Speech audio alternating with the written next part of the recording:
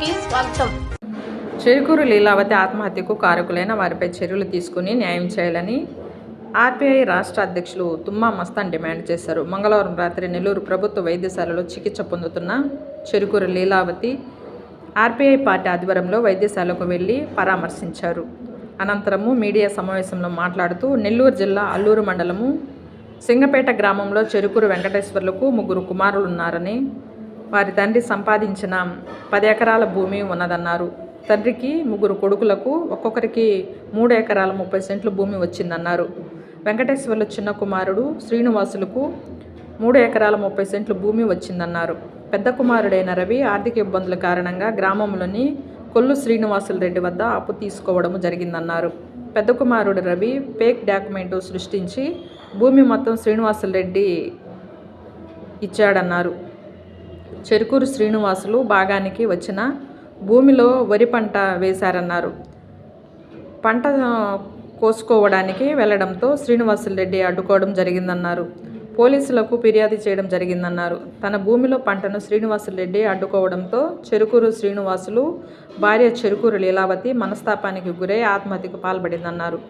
ఆమె నెల్లూరు ప్రభుత్వ వైద్యశాలకు చికిత్స పొందుతుందన్నారు.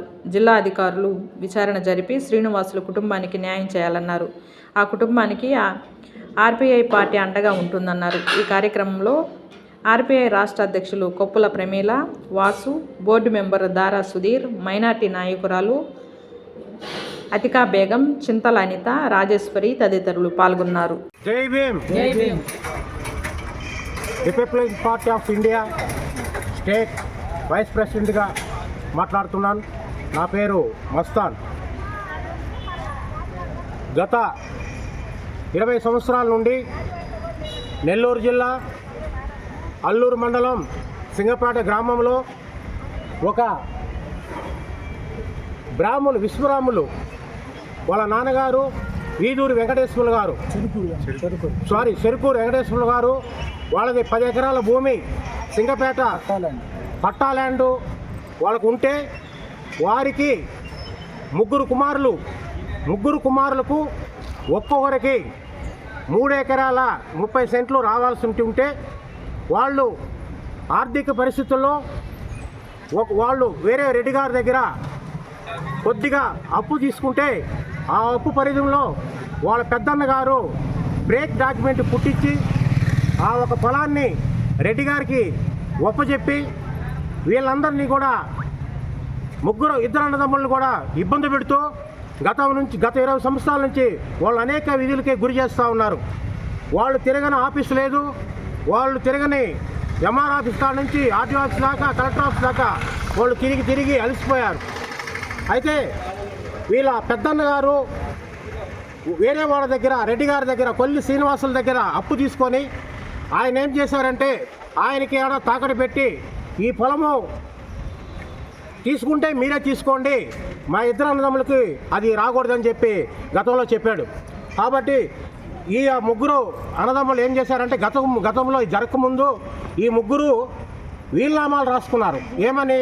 ఒక్కొక్కరికి 3 ఎకరాల 30 సెంట్లు రావాలని 3 కలిసి వీలునామాలు రాసుకున్నారు.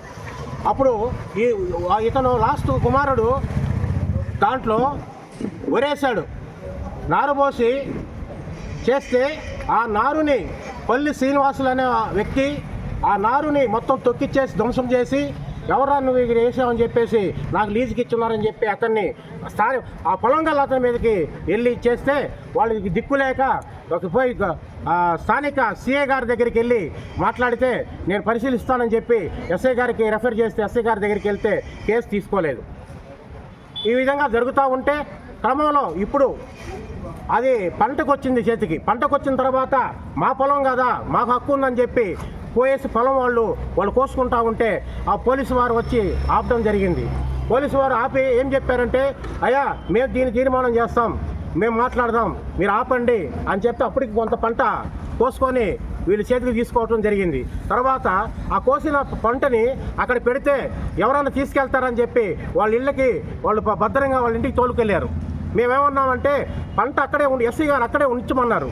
ఎస్ఐ గారు ఆడే ఉంచమంటే అక్కడ ఉంటే ఊరయ్య బాధ్యతను అడిగితే అక్కడే ఉంచాలా అని అన్నారు. కాదు, మీ స్టేషన్కి మేము తీసుకొస్తాం, అక్కడ పెడతాం, మీ ఒక పరిధిలో పెట్టుకోండి అంటే ఎస్ఐ గారు ఏమన్నారు, అబ్బాయి మా దగ్గర తీసుకురాకూడదు, అది ఏమైనా వాళ్ళ ఇంటికే తీసుకెళ్ళమని చెప్తే వాళ్ళ ఇంటికి అతను పంట తీసుకెళ్ళిపోయిన సమయంలో ఈరోజు మార్నింగు ఉదయాన్నే పోలీసు వారిని పంపించి 10 మంది వెనకాల మనుషులు పంపించి ఆ ఒక పంటని దౌర్జన్యంగా తీసుకొని ట్రాక్టర్లో వేసుకొని అల్లూరు పోలీస్ స్టేషన్ తీసుకొచ్చి అతన్ని అక్కడ కూర్చోబెట్టడం జరిగింది.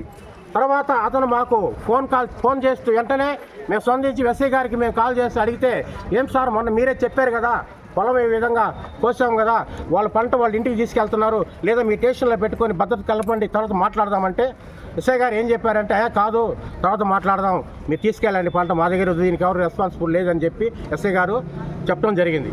మేము ఈరోజు రిపబ్లికన్ పార్టీ ఆఫ్ ఇండియా